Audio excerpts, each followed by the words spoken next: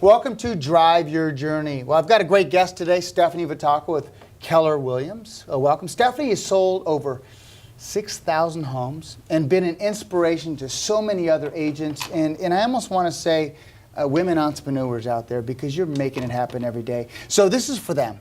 I want to ask you, when you started your career and as throughout your career, any great influencers that really stuck with you, mentors in your life that you want to share and how they affected you? So, Fred Sands. I started at Fred Sands. That's when we first met. Yes, yes. In Northridge. Yes, oh my gosh, a few years ago.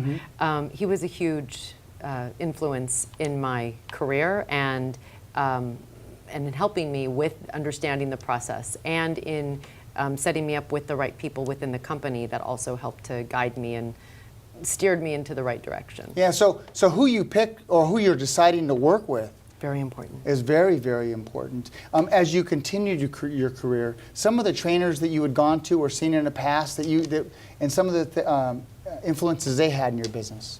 So there was actually a client of mine who was a developer when I first got in the business, and he did not want to do any business with me whatsoever. He had the people that he was set up with, that he was loyal to.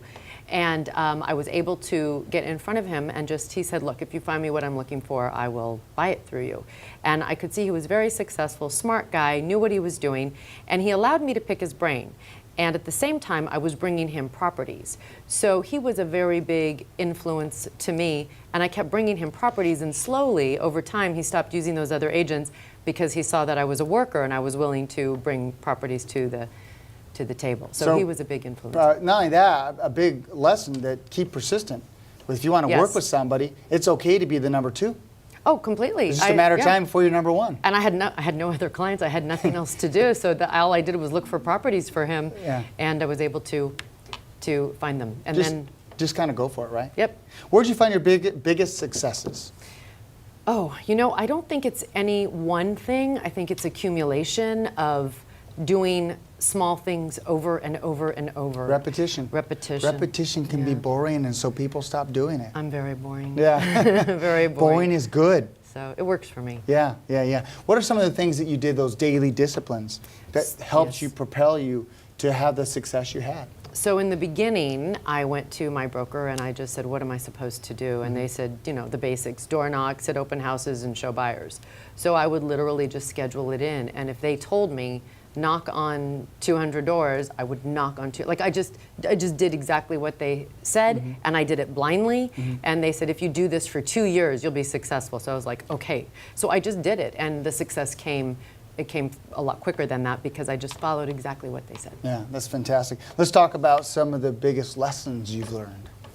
Oh, gosh. Oh, by the way, none of these questions are scripted. I'm just throwing questions at you. So if you're a little stumped, I apologize. But some of the biggest, the biggest issues, the biggest challenges? Whatever. Oh, gosh. Either. Well, real estate is challenging in and of itself because as soon as you start to get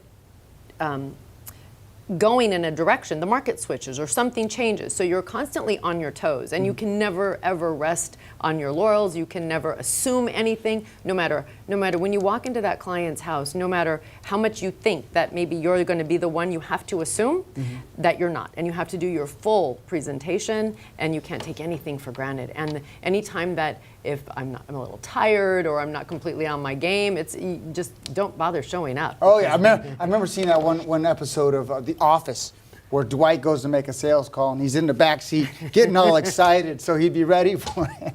Sometimes we need to do that, get our energy up and be ready to be on game. You have to be present. You have to be engaged. Otherwise, they'll feel it. And it's usually their biggest transaction, so you have to be very present for that. Last two questions. First one is, what advice would you give your younger real estate professional self?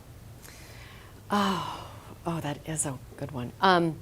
To be patient, to know that if you stick to it, it will happen, and to know that, and this is a tough one, that you're not going to get everyone.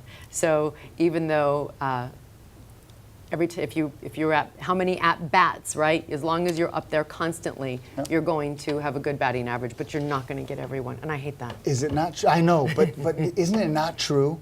And I find this in the mortgage world all the time. they end up going somewhere else. Yeah. But I still keep treating them Yes. like they're very important. Yes, yes, And yes. they always come back. Yeah. They always come. It's not like your kids. They always come back Right, home. right. You just keep treating them with respect, Absolutely. with knowledge. Whether you use me or not, I want to be a resource to you when it comes to Absolutely. whatever your profession is. Absolutely. Last question, and thank you for letting me throw some questions at you. Hopefully, a lot of people will get some wisdom. I'm sure they will out of this. What advice would you give a young girl that's got dreams and aspirations and whatever they want in life? Because you've succeeded very successfully in the real estate world. No matter what they're going to be, what advice would you give? I would say that it's success defined is different to everyone.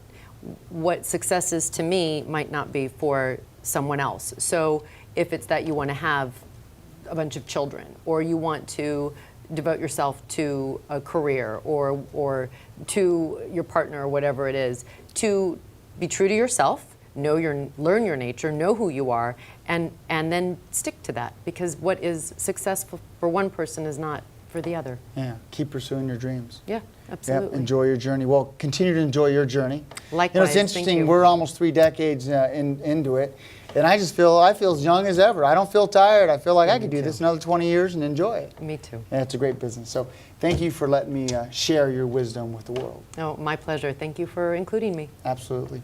Well, keep driving your journey until we talk again. This is Fred Arnold.